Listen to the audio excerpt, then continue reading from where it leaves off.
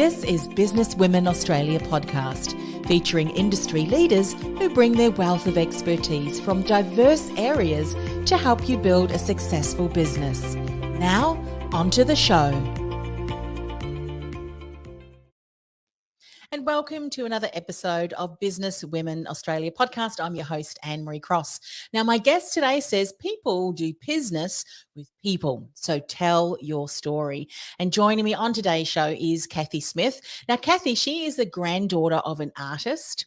A design has been her whole life, and creating marketing that exposes her clients to their ideal customers, allows their businesses to be seen and to grow, is why Cathy is in the very same business 21 years on. Now, Cathy's marketing agency, CATCO Enterprises, is on a mission to make sure that small businesses, they thrive and that they get a positive return on their marketing dollar. And Cathy's vision is to provide powerful and responsive marketing that grows her clients' businesses so that they can make a positive impact in their communities. Now, on today's show, Cathy's going to share how to make your marketing work for your business. She's going to talk about why you still need a website, even in the age of social, as well as why hit and miss marketing, well, that is costing you money, and so much more. Welcome to the show, Cathy. Thank you. The topic of marketing is one that we could talk about for hours, months, years. It changes all of the time. I know that the last 2 years, with so many more people now going online because many of them were forced to because we couldn't do face-to-face. Thankfully, things are going back to face-to-face, but we've really confirmed how important marketing is. But as you're going to share, there are still some things that even though social, even though online networking and so forth has become a lot more popular, there's still some things that we need to be doing in our business if we want to market our business successfully. And so who better than to spend some time with to find out what that is? So let's dive in. How can we start to make marketing work for our business? What insights can you share? Well, first of all, you actually need to think about what you want to do with your marketing, who you want to talk to. So if you're talking to everybody, then you're talking to nobody. So when I ask people who are their ideal customers, they say, oh, I can talk to everybody. But if you think about that, even someone like Facebook, they did not start with world domination. They started in one university in America in a very specific area. And then they built it to 2 universities and 3 universities. And then they went world domination. But if we're just thinking that we can talk to everybody, then it makes it really difficult to market, because talking to a 20-year-old is different to talking to a 40-year-old, is different to talking to a 60-year-old. And then it depends also what your product does and how it does it, to whether it's going to be different for different people. So you need to really look and start by who is your ideal customer, who is the person that loves your services, happy to rave about you, easy to deal with, wants to pay the price, maybe wants to buy a few more things from you. They're your ideal customer. And just think about them when you're doing your marketing. Don't try to think about them and their sister and their brother and their grandmother and everybody else, all their siblings. Just think about that one person. And sometimes it really helps to put a name on that one person. So you might be saying, Anne-Marie's my ideal customer, and she lives in this location. She does this and she does that. And think about that when you're doing your marketing. I love that. So important. And often when businesses start thinking of targeting a more of a narrower industry or narrow niche, whatever you want to call it, often it may feel a little bit scary because it's like, I don't want to limit myself. But in actual fact, what I'm hearing you say is by doing that, you actually cut through the noise and speak specifically to that particular person who you know is your ideal client. Can I ask you, let's just get to make sure that everyone's on the same page, because you probably talk to 10 different people every day, Cathy, whose understanding of what marketing is may be very different. So from the marketing expert, how would you define marketing, and what are some of the things that we should be doing? So marketing is really all the things that you are doing to get in front of that ideal customer. So it could be going back to traditional marketing, and people say traditional marketing's dead, but it's actually getting a resurgence because it is so limited these days. People aren't doing it. So that makes you different. So things like posting something out. We get very little in our mailbox these days. We don't even get bills anymore. So if you send a nice bright coloured postcard or an envelope with something that's a bit bumpy, we call it lumpy mail. So when they get it, it looks a bit different. The open rates on those are huge because we just have empty mailboxes. We don't have a lot of things in it. So marketing encompasses everything from traditional marketing is what we'd say. So promoting your business in any way. It can be word of mouth. So just literally talking to people or having people talk about you. It can be things like networking. Social media, of course, is very huge. And don't forget search. And that's why you really do need a website, because up to 65% of people are on Facebook, but a whole heap of those people are not as well. And you need to think about what those people are doing when they're on Facebook and the other socials. Are they looking for a business? Are they looking to solve a problem? Or are they looking to see where their grandkids are at, or what the latest sporting update is, or whether they have to turn up to practice this week? They're quite often doing something different when they're on those social platforms, so they're not looking for your business. So to answer your question, marketing is everything that advertises your business, whether it be paid, organic, or word of mouth. Mm. Love that. Something else that I'm sure you hear all the time too, Cathy, is, okay, Cathy, you've just listed a number of different things and how we can get exposure and visibility. There are so many different options. What would you say then to a business owner who may have limited team, limited time themselves, who are thinking, Cathy, I don't even know if I've got all the time to do all of the things.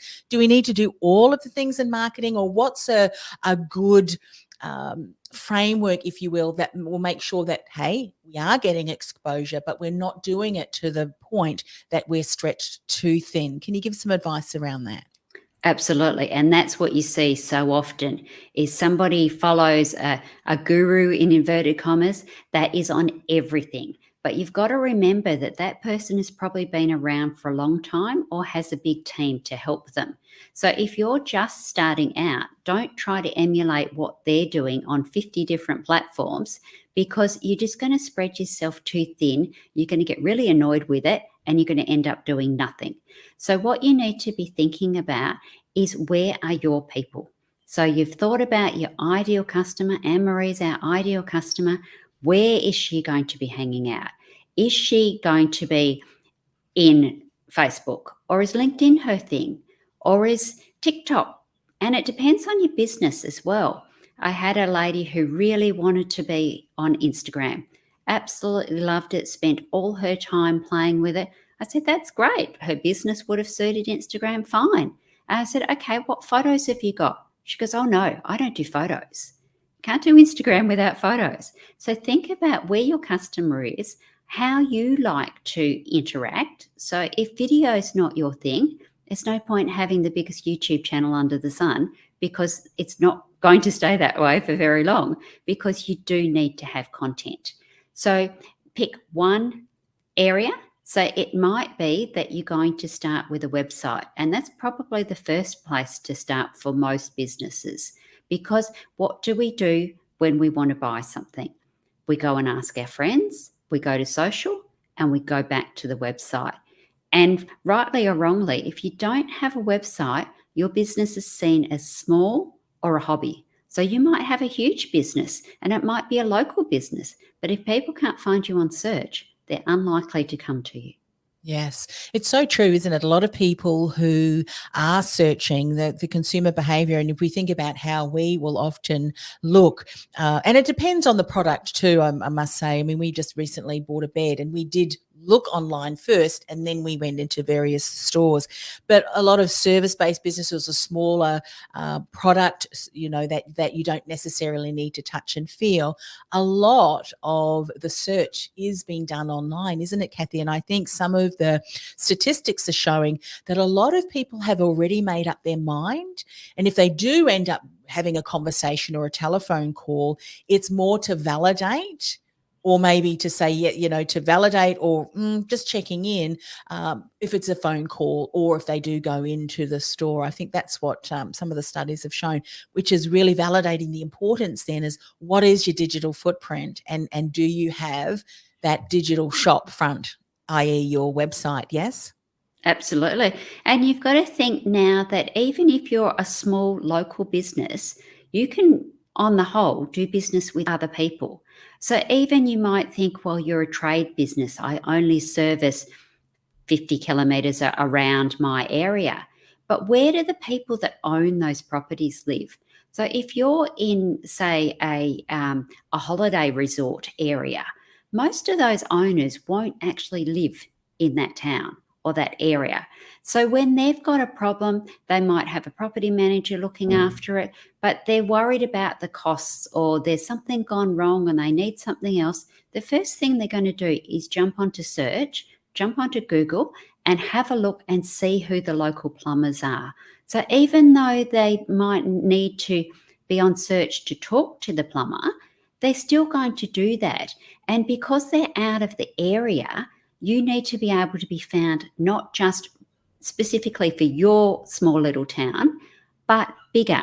And the other thing, even if you're in a city, is people are going to search by your suburb name, but they might be 3 or 4 or 5 suburbs out of that. So they still need to be able to find you.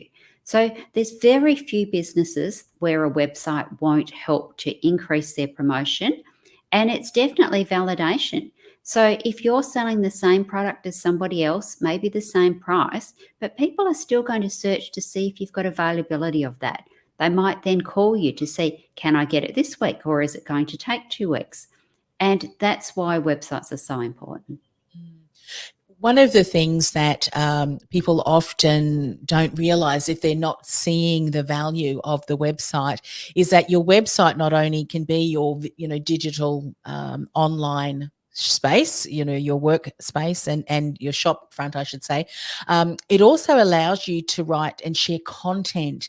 And I think one of the things that any presence online, but if you can drive them back to your website, you become then top of mind. You're seen as a trusted authority, someone who is a specialist in your field. And when you gain that traction, that in and of itself is huge, isn't it? Because it very much becomes part of someone's buying criteria, if you will. Is this person, can they be trusted? Is there reliability and excellence? And these are all things that we can showcase regularly from our own website, and not necessarily a third party, because there's so much noise that often on third parties, whereas someone's engaging on your website, it is your website, your brand, your message. So that's so much value in that in and of itself, isn't it? Yes, it is. And think about how people like to consume content. So some people like to read.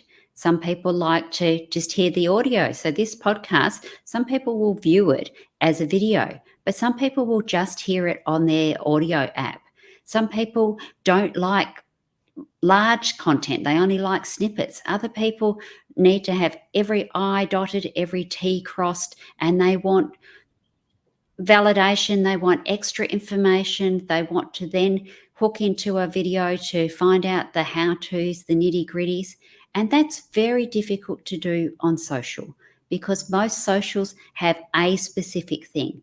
So they might be video oriented, they might be photo oriented, they might be like LinkedIn, where it's a lot more about the actual content, the wording. Whereas you can't put all of those different learnings and the way people view things onto one social platform, but you can on a website.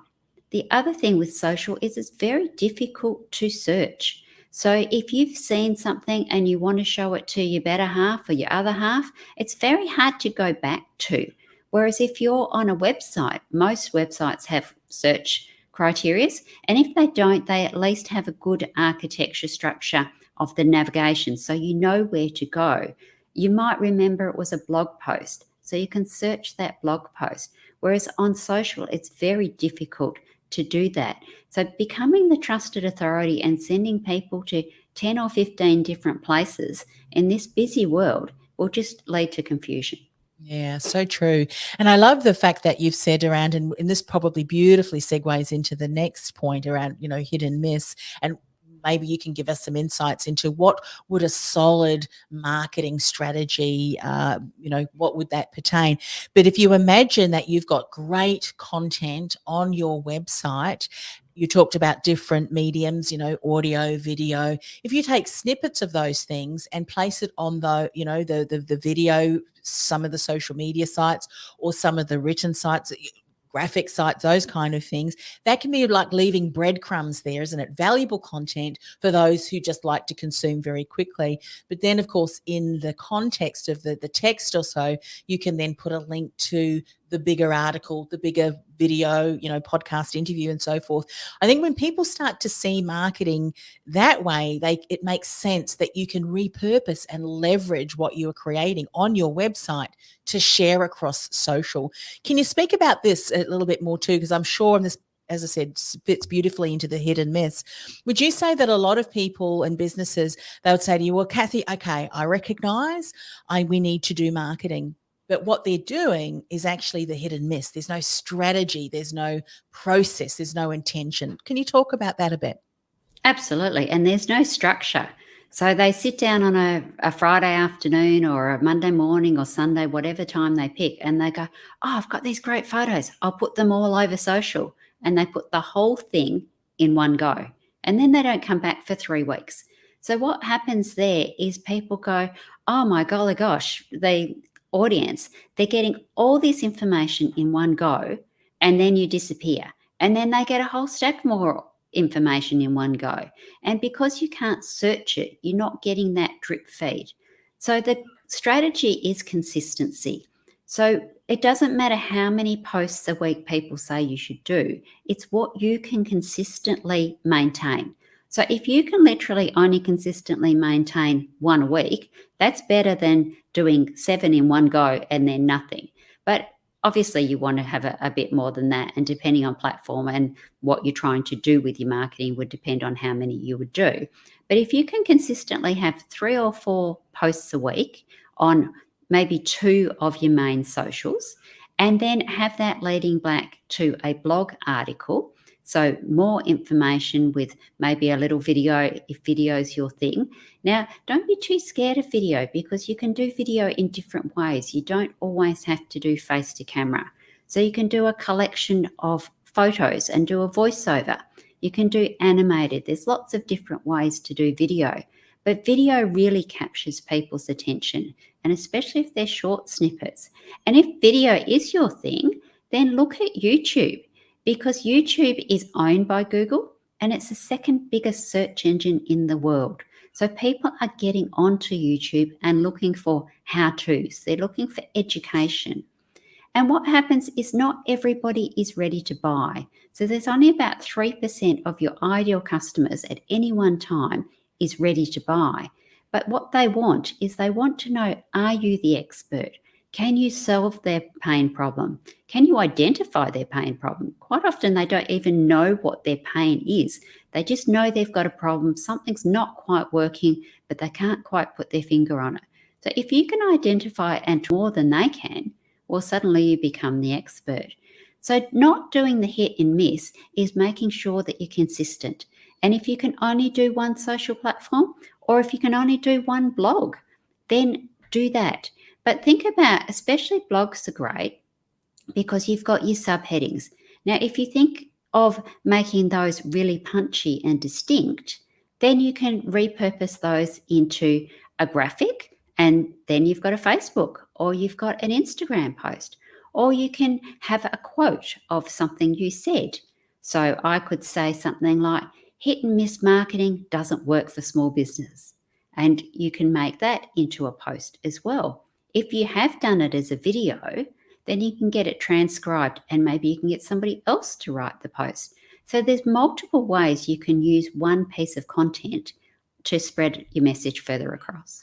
Yes, and I think that's what businesses often don't recognize, that if they do an interview, like you're doing an interview today, your team can then chop that interview into smaller audio pieces, create graphic quotes, create even images that can be used as reels.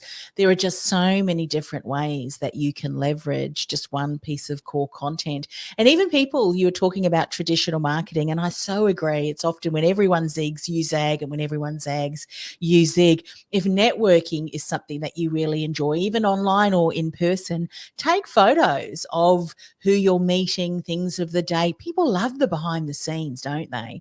Start to think about, what can I share and what's a key point that I can share? Can it tie into the particular topic that I love to speak about?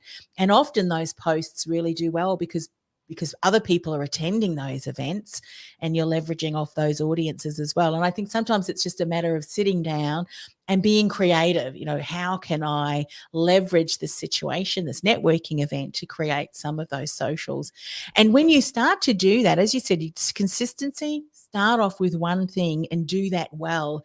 You then can continue to see that there's real leverage there and it's starting to generate results. Then look at adding something to that. What can I do to expand on that? I think often we try and bite off more than we can chew too, don't we? Trying to do all of the things, and then it gets so confusing. We go, I need to have a break. And then that consistency stops because we don't post, we don't share something, and we feel like we're starting again over and over, because we are.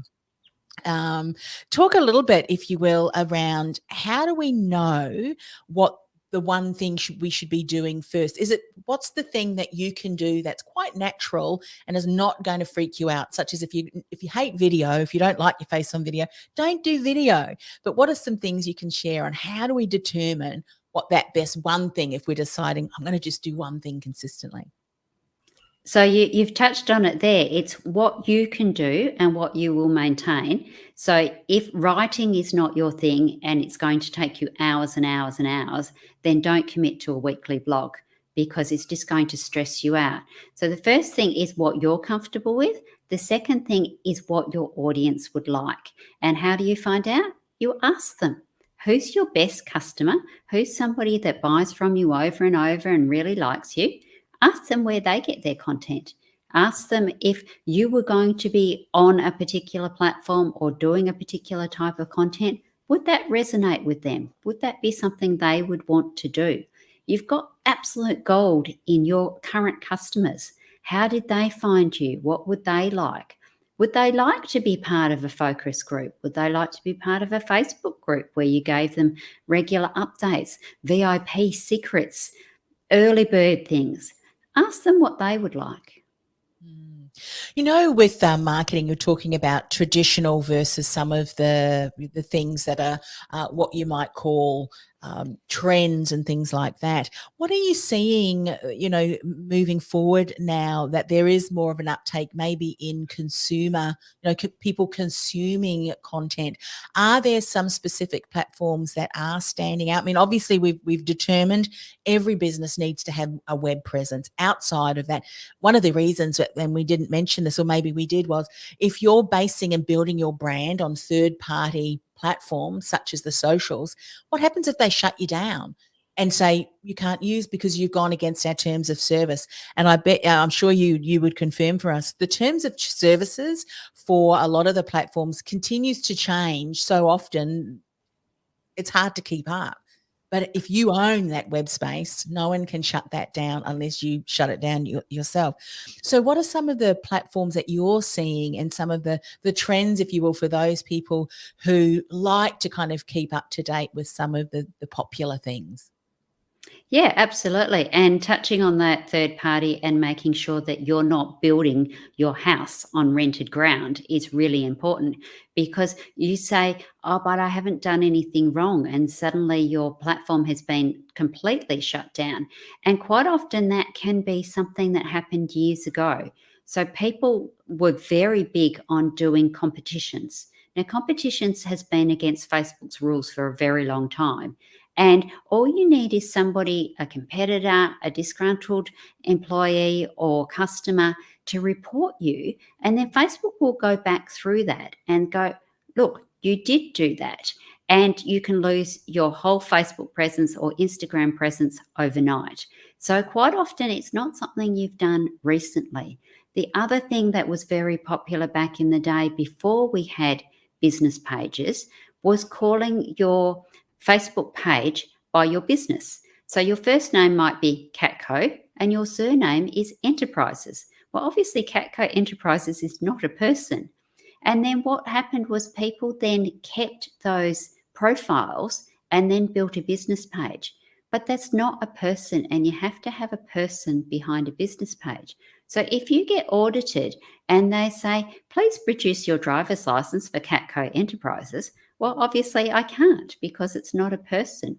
The third thing people did was they put in their first name and their middle name, or they put in not their real name.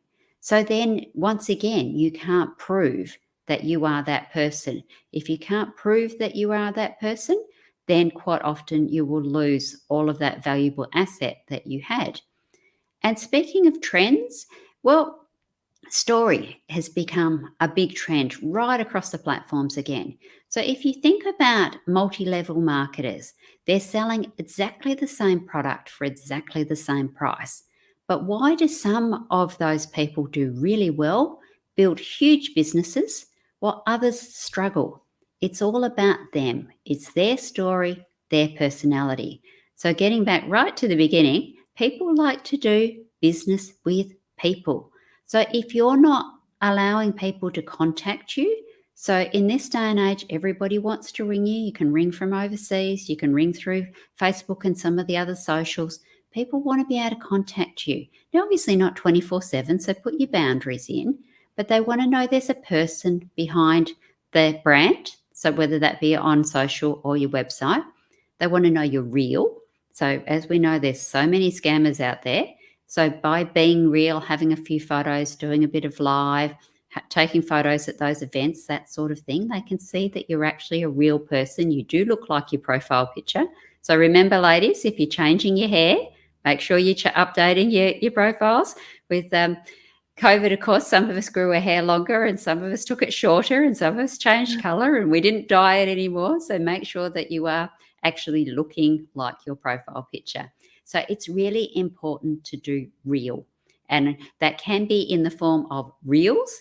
But what I'm talking about there is real is actually you. And no, we don't want to put our dirty laundry all over the internet. And no, we don't want to just say that we've got beautiful lunches and dinners. We want to do the behind the scenes. We want to be showing them our business. What's different about us? Why would you use CATCO Enterprise for marketing, for instance, instead of somebody else? You need to be able to show the people that you're real. So most of the platforms are now allowing reels and stories, and they're little snippets. And you say, well, why would I do that if it's going to be gone in 24 hours? But most of those sort of things are pushed out through the platforms away from the specific audience that you have. So they'll look at people who are similar to you or similar to your audience, and they'll show them to people who haven't seen you before. So it's a great way to get in front of people that may not have been exposed to you before. Yeah, so true. I have become, even though I don't necessarily like to do reels, I love watching them, particularly the gardening reels and the cooking reels. And it really is something that you can just continue there to binge watch. But speaking on the point that you talked about, that the platforms push it out to people who may not necessarily know you directly, my daughter, who is in a retail store, does a lot of social for them, and they were sharing something on TikTok. She went into a store to buy a coffee, which was the store below her store, and the lady who she'd never met before who served her said, "Oh, I saw you yesterday on TikTok." And she, and that's exactly what happens. It pushes out in front of people, and but that's the kind of thing that really can occur when you're consistently posting content storylines, showing who you are if it's humor that if you're humorous, share humor. If you're more serious, do it in serious. You're talking about, don't think that you need to put a mask on. Be yourself, do it consistently, and your message will continue to be shared amongst those that you want to be seen in front of. We could continue to talk about this for hours, Cathy, but I know that there's a time limit to this. So if people have heard you today or the recording and are thinking, we really need to revisit our marketing, it hasn't been working as much as we would like it to. And when you're talking about hit and miss, I think that's probably been more of our strategy. What is the best way, Cathy, for them to connect with you? So the best way is to go to the CATCO Enterprises website, which is catcoent.com.au. So catcoent.com.au. And that's where you'll find all of our different bits and pieces, and you'll be able to search it, get some free resources. And even if you'd like, you can call me. Fantastic. Well, thanks once again, Cathy. And of course, this is part of Business Women Australia, of which we're actually part of the leadership team. And if you haven't heard of BWA before, in the outro, we'll share a little bit more about where to go to find out about Business Women Australia. I know, Cathy, you are over in Perth, Western Australia. You've got great chapters there. Do you want to share a little bit more about BWA, and if people are listening and they haven't yet found a home, a place where they can connect with other incredible women in business across Australia, but particularly you're based there in Perth, can you share a little bit more about BWA? Yes, absolutely. So we're a national collective. So Anne-Marie's in Melbourne, so she gets to hang out with the Melbourne girls. We also are online, and it's for any women in business. So you don't have to own a business. You could be a solopreneur, or you could be an employee. You could be a CEO. We have levels for all women across Australia. And it's a great place to join friendships, to do masterminds, to do in-person events, online events. But basically, it's a collective to make sure that we're all making the pie bigger for everybody, so everybody can get a bigger slice, and we're all supporting each other, because sometimes in those positions, sometimes in the bottom, sometimes in the middle, sometimes in the top, it can be really, really lonely, and you just wonder, where can I get some help? Where can I bounce some ideas off? Our national director is a fabulous person to bounce ideas off. She loves working in collaboration. So that's Lynn Hawkins. So if you've got an idea that you were thinking about and you think would be really great, Lynn's always is there to listen and go, yeah, that would fit with us. Would you like to come and run with that project? And we've got all sorts of interesting things that have come up. And this podcast was one of them, because Anne-Marie said we need a podcast so that we can get our message out to more people, showcase our premium members on their expertise. So you've got opportunities for podcasts like this one, webinars, in-person speaking events, or if you'd just like to come and be part of our community, then you can do that as well. Yeah, so well put. And I know that Lynn is we're doing a podcast interview on that collaborations. I think with the collective that BWA has around Australia, there is so much opportunity to work together, to collaborate, to share each other's communities. And if you can do that with other like-minded individuals, like-minded women, while also have fun and build those relationships, I mean, that's what it's all about, isn't it? And that's really what BWA stands for. So again, thank you for coming on the show, sharing your expertise. You're one of our premium members. You're also on the leadership team as well. And that's what we want for other women, to create a community where they can come and collaborate, connect, build those relationships, and make a much bigger impact in the world. So thanks once again for coming on the show. You're very, very welcome. And BWA, of course, is a perfect way to market your business to like-minded women. Thanks, Anne-Marie. You've been listening to Business Women Australia podcast. Want to become part of a dynamic collective of women who are passionate about business success and personal growth? Go to businesswomenaustralia.com.au/membership to apply. That's businesswomenaustralia.com.au www.catcomerica.com/membership.